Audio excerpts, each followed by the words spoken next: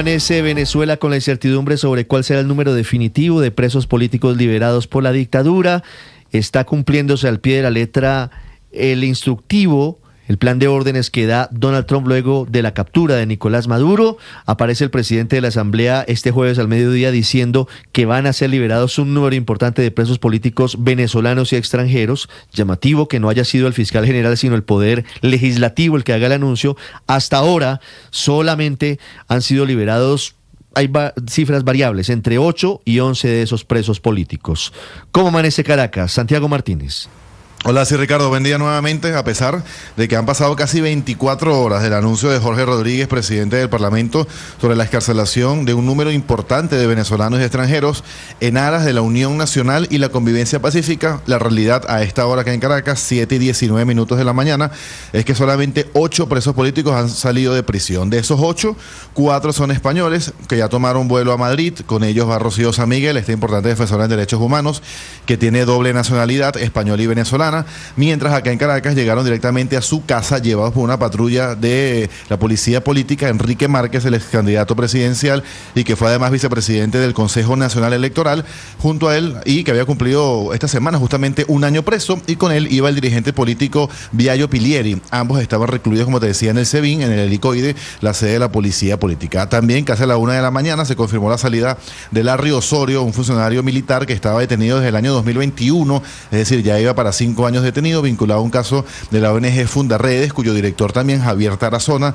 Recordemos, Fundarredes, una ONG especializada en todo lo que es el tema de frontera. Él también está detenido desde el año 2021 y se ha mencionado que puede estar en la lista de excarcelados, pero hasta ahora eso no se ha confirmado. Sin embargo, toda la tarde de ayer, noche y madrugada de hoy han sido decenas, centenares de familiares que a las puertas de distintas cárceles, porque no solamente el SEBIN acá en Caracas, pues aún esperan información oficial para saber o quizás incluso ver a su hijo, a su padre, a su hermano o esposo que lleva meses o años detenido.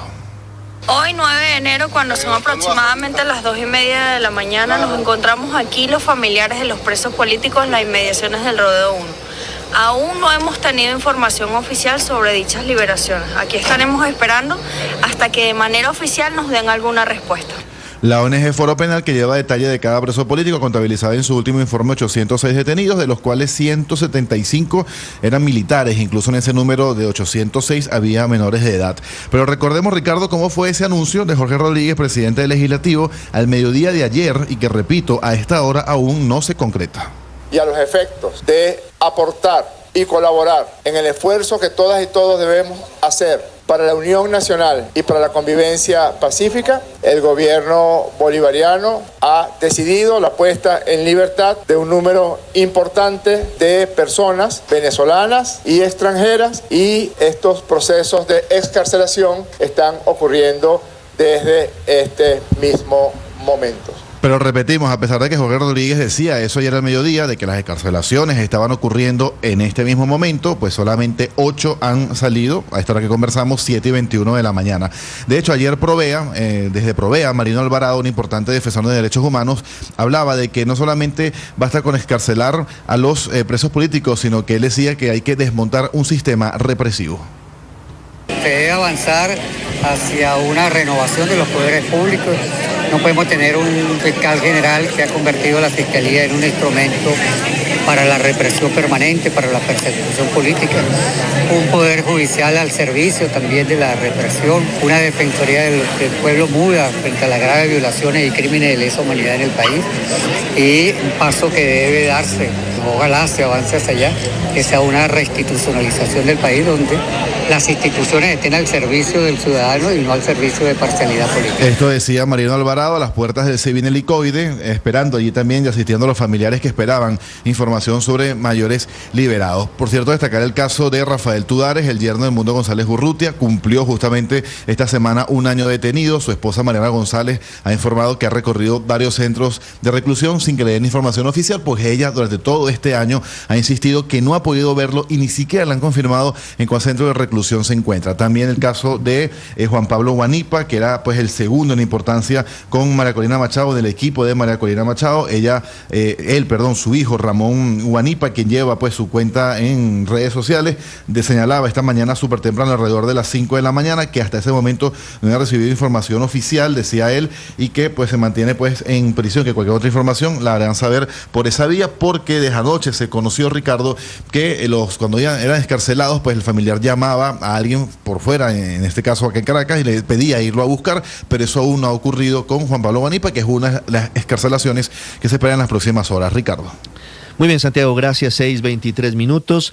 Felipe, buenos días. Hablando de lo que tiene que ver con Colombia, esta tensión diplomática, lo que ocurre después de la operación militar de Estados Unidos en Venezuela y la captura de Nicolás Maduro. Fíjese que usted tenía razón. El presidente Gustavo Petro en la tarde de este jueves se dedicó a conceder entrevistas a medios de comunicación internacionales. Lamentablemente el presidente no habla con medios nacionales. Lo hizo con El País de España, con el New York Times, con BBC, con varios medios, con CBS. Y en las entrevistas, Felipe, coincide en señalar que él temía, y su gobierno temían, e incluso siguen temiendo la posibilidad de que Donald Trump inicie una operación militar en Colombia, que él cree que esto se suspendió con la llamada, que está en stand-by, pero él no lo descarta, y que antes de la llamada él creía que eso iba a ser inminente. Pero fíjese que ayer dijimos esto, Ricardo, y se lo preguntamos al ministro del Interior, Armando Benedetti, que si estaban atortolados, fue la pregunta que yo hice, y dijo, no, atortolados, no, el presidente no se atortola.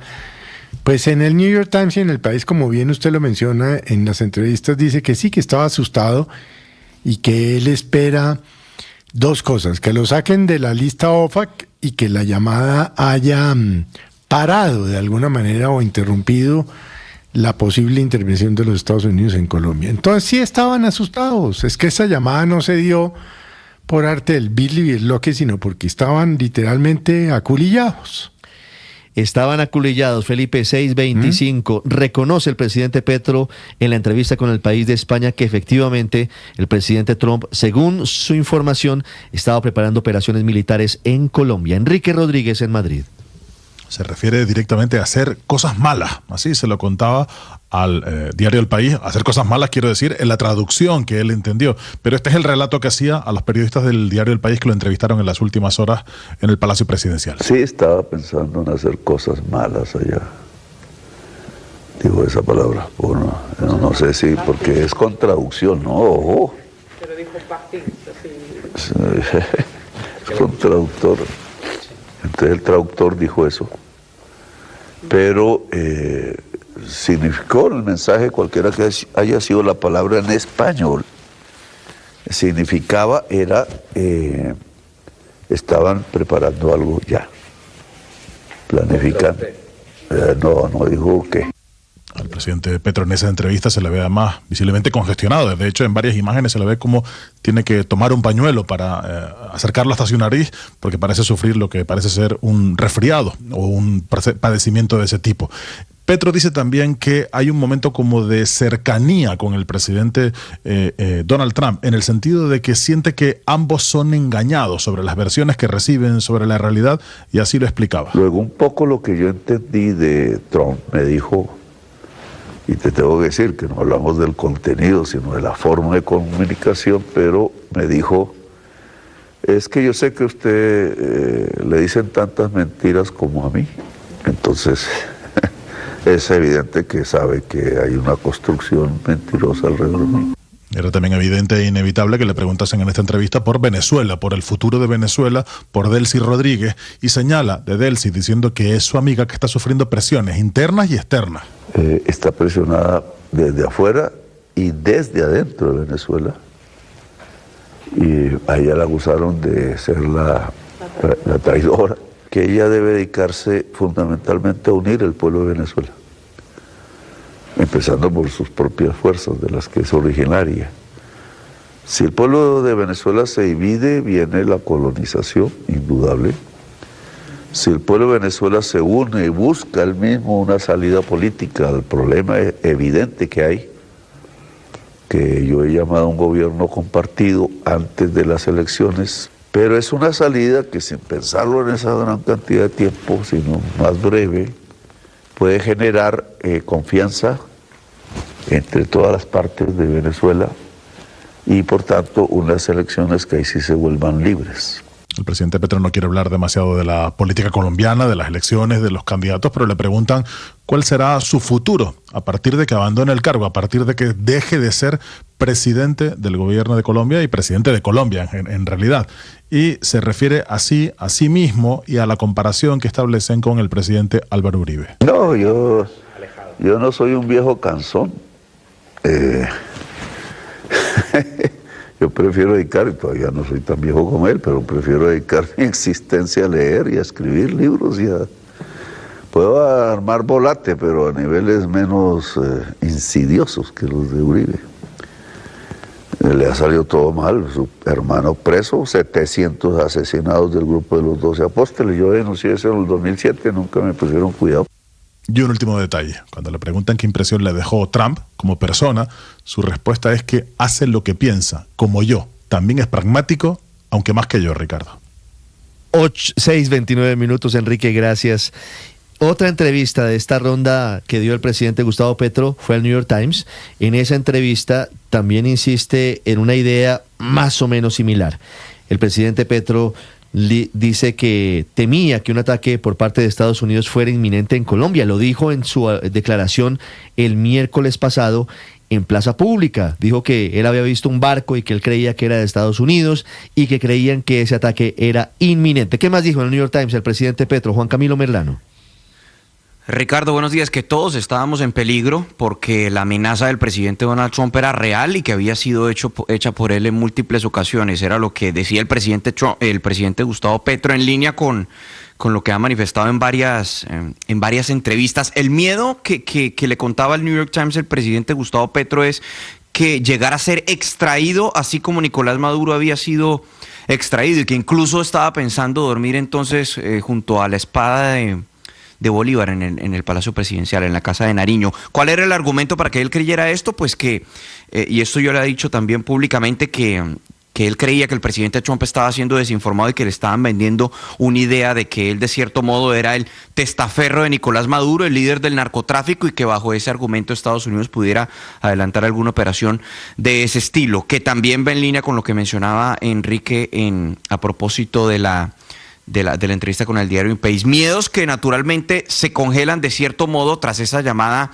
positiva con el presidente de los Estados Unidos y la invitación a Washington para tratar de limar asperezas. Un primer paso para el restablecimiento de un contacto diplomático fluido y al margen de las tensiones que hemos visto el último año. Y en algo sí tiene razón el presidente Gustavo Petro. El presidente Trump sí ha venido planeando y sí está planeando un ataque militar, no en contra de carteles en Colombia o de territorio colombiano, sino en contra de México, o al menos eso dijo en las últimas horas en una entrevista con Fox News. We've knocked out 97% of the drugs coming in by water, and we are going to start now hitting land with regard to the cartels. The cartels are running Mexico. It's very, very sad to watch and see what's happened to that country. But the cartels Hemos acabado are con el running, 97% de las drogas entrando por mar y ahora vamos a empezar a golpear por tierra a los carteles. Los carteles están gobernando México. Es algo muy triste de ver. Han matado entre 250,000 a 300,000 personas al año en Estados Unidos por las drogas, decía el presidente Trump. Ustedes recordarán muy bien que antes de la llamada con el presidente Gustavo Petro, cada vez que el presidente Trump mencionaba ataques en tierra en contra de los carteles, no solo mencionaba a México, sino que mencionaba a Colombia. Aquí no hubo mención alguna a nuestro país, lo cual también denota naturalmente que ese efecto de esa llamada que tuvo hace tan solo 2 días con el presidente colombiano Gustavo Petro. El presidente Trump, que también cabe destacar con respecto a Venezuela, madrugó en su red social Truth para informar que había cancelado una segunda ola de ataques que iba a realizar en territorio venezolano porque las autoridades en ese país están cooperando y por la liberación de presos políticos, la cual calificó el presidente Trump como un gesto muy importante e inteligente. Además dijo que en materia petrolera están trabajando juntos para reconstruir la infraestructura de ese país y prometió una inversión de al menos $100.000 millones para Venezuela. Hoy, por cierto, a las 2:30 de la tarde tiene una reunión el presidente Trump en la Casa Blanca con los principales presidentes de las compañías petroleras estadounidenses. Ricardo. Juan Camilo, gracias. ¿Y qué dijo el presidente en la entrevista del presidente Petro con la BBC de Londres, Silvia? Sí, Ricardo, parece que el presidente Petro decidió recorrer los principales medios del mundo. La BBC ha publicado solamente una pregunta que le hicieron al presidente Gustavo Petro. Dice la corresponsal que le preguntó qué tan serio se tomaba las amenazas y si temía por su propia seguridad. Y la publican en lo que dice el presidente Petro con traducción en inglés encima. Escuchémoslo. Sí, creo que I do believe it's a real threat, and the prospect of removing it depends on the ongoing conversations. Colombia has already experienced military violence from the United States, most recently in Panama, at the beginning of the Bueno, lo que está diciendo ahí es que cree que es una amenaza real la de Estados Unidos a Colombia y que la posibilidad de eliminarla surgió con las conversaciones con el presidente Trump. Dice que Colombia ya ha sufrido violencia criminal militar por parte de Estados Unidos, dice más recientemente en Panamá a principios del siglo XX, porque ya Panamá no forma parte de Colombia, trata de explicarle a la periodista. Luego la periodista dice que le preguntó al presidente Petro si estaba involucrado en narcotráfico, como decía el presidente Trump, y él dice que no, que él ha demostrado que nunca ha estado involucrado en eso. Pero y eso es todo lo que publica la BBC de esa conversación, que creo que fue a varias bandas. O sea, invitó a los principales medios del mundo para que escucharan sus palabras en este momento de crisis con Estados Unidos, Ricardo. No fue una entrevista uno a uno, sino que habría sido una rueda de prensa, básicamente, Silvia, con medios internacionales. Es lo que parece dejar entrever la entrevista con la BBC, o al menos la pregunta que publica la BBC. Exactamente, eso es lo que parece ser, porque la BBC en ningún momento dice que es una entrevista exclusiva con ellos. Bueno, podrían ser diferentes escenarios, unas entrevistas y otros, una rueda de prensa con otros medios internacionales.